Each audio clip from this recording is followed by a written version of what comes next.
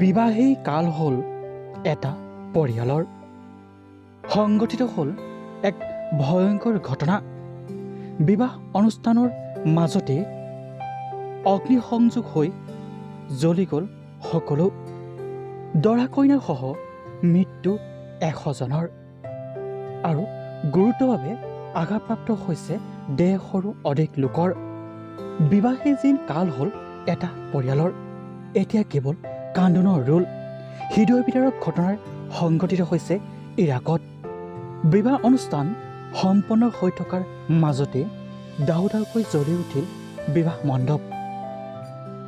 লগে লগে মৃত্যু হ'ল দৰা কইনা সহ 100 জন লোকৰ। 150ৰো অধিক লোক এতিয়া মৃত্যুৰ সৈতে যুঁজি আছে হস্পিটেলত। যোৱা নিশা ইৰাকত এই ভয়ংকৰ ঘটনাটো সংঘটিত হৈছে। ঘটনাৰ পাছতে সমগ্ৰ বিশ্বতে এতিয়া এক শোকাকুল পৰিৱেশৰ সৃষ্টি হৈছে। হৃদয় বিদাৰক এনে ঘটনাৰ যাতে আন কাৰোৰে লগতে সংঘটিত নহয়। বাতৰিত প্ৰকাশ পোৱা অনুসৰি ইৰাকত এই ঘটনাটো যোৱা নিশা সংঘটিত হৈছে।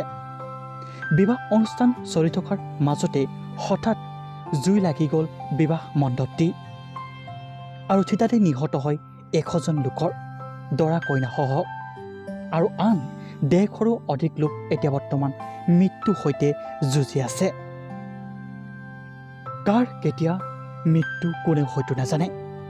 এই ঘটনাই প্ৰমাণ কৰি দিলে মৃত্যু যেন এতিয়া সহজ।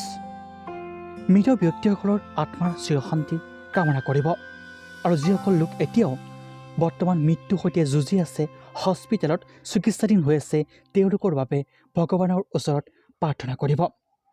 ধন্যবাদ। জয় অসম।